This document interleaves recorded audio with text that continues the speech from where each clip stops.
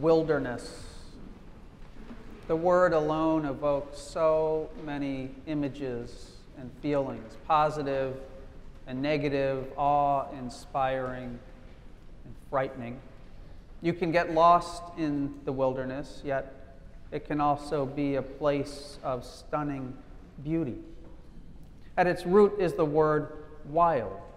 So wilderness derives from the notion of wildness, which really means that which cannot be controlled by humans.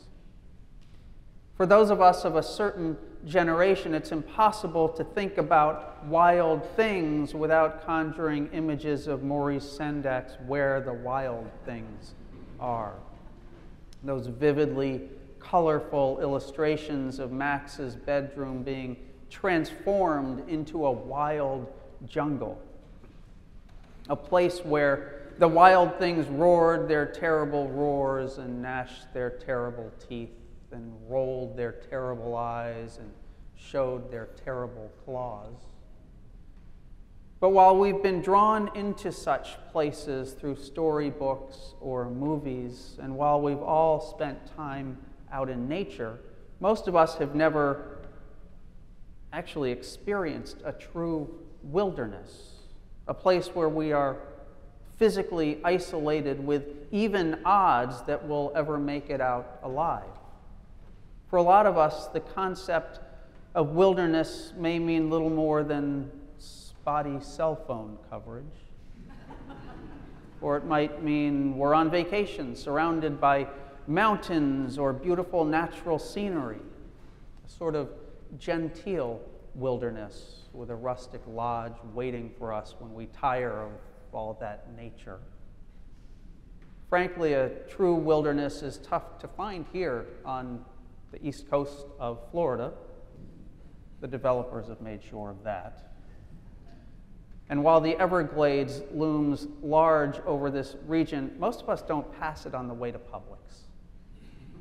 So at one level, it's tough to relate to Jesus being cast out into the wilderness for 40 days and 40 nights. It's hard to imagine the hunger, the thirst, the fear, the isolation, the very human physical and mental response to such deprivation and uncertainty. But at an emotional or metaphorical level, we all know exactly what it's like to have a wilderness experience. There are times in our lives when we've felt alone or emotionally isolated or cut off from those we love. There are times when we've known the depths of despair, times when we have been gripped by such a deep and visceral grief that we question whether we'll ever be able to climb out of it. Some of you may even be in such a state this morning, doing your best to hide it from the world.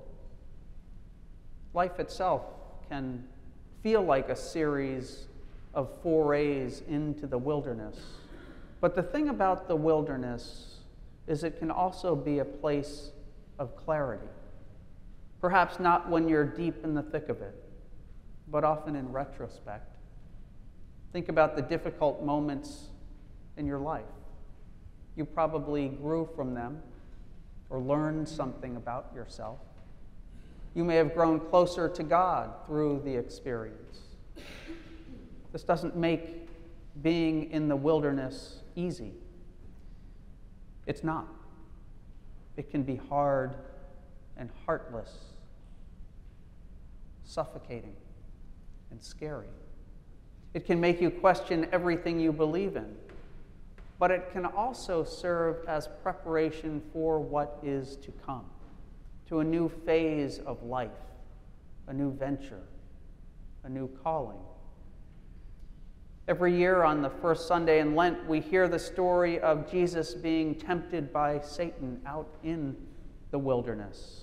In Matthew and Luke, we hear the familiar repartee between Jesus and the devil. If you are the Son of God, turn these stones into bread. With the reply, man does not live by bread alone. Back and forth they go, with Jesus being tempted by the allure of wealth and power, yet not giving in to the wiles of the evil one. But in Mark's gospel, we get the trimmed-down version. I've always thought of Mark as the Ernest Hemingway of the four evangelists. He's brief, he's to the point, he's in a hurry. There's an immediacy in his words, the oldest and shortest account of Jesus' life. When it comes to this story upon which the season of Lent is based, all we hear is that Jesus was driven out into the wilderness for 40 days, was tempted, and then the angels waited on him following the ordeal.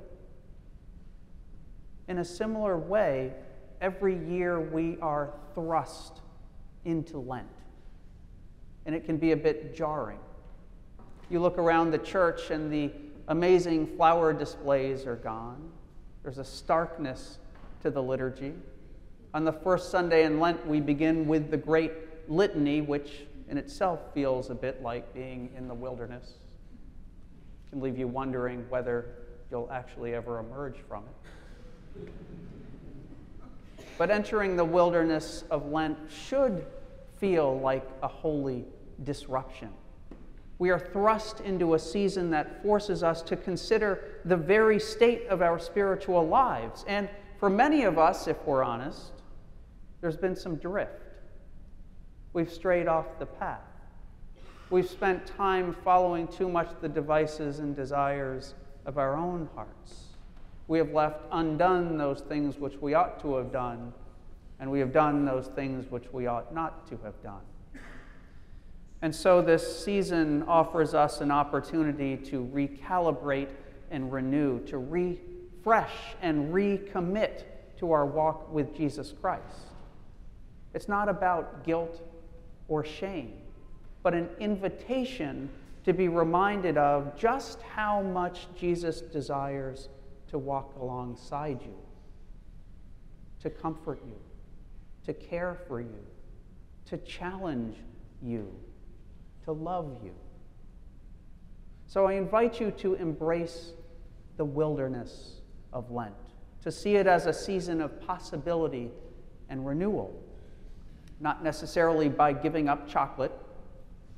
Lent must be something more than a diet plan, but by seeking out time to spend with Jesus through prayer and silence, through worship and learning. At Bethesda, we have so many opportunities to deepen our individual and collective faith over the next 5 weeks. I encourage you to choose even just one. It may be joining me for morning prayer at 8:30 up here, brief service, or attending the Wednesday 12:05 Eucharist. It may be signing up for our Lenten retreat, or joining our Wednesday evening book study. Or it may be simply spending some intentional time with Scripture or in prayer. There's not a one-size-fits-all approach to experiencing the wilderness of Lent, but there has to be some approach. And I invite you to try a spiritual discipline that you'll hopefully find rewarding and that will draw you ever closer to the heart of God. At the end of Where the Wild Things Are, Max leaves the wilderness of the wild things and returns to the place where he is loved and comforted. He goes home, replenished and renewed. The Lenten wilderness may be challenging, even disconcerting at times, but mirroring Jesus' 40 days and 40 nights, we will come out the other side, hopefully, with some spiritual clarity. Because when we embrace the wilderness of Lent, we leave it transformed and ready to step into the warm glow of resurrection glory. And so today, on this first Sunday of Lent, our journey begins. Or as Max might say, let the wild Lenten rumpus start.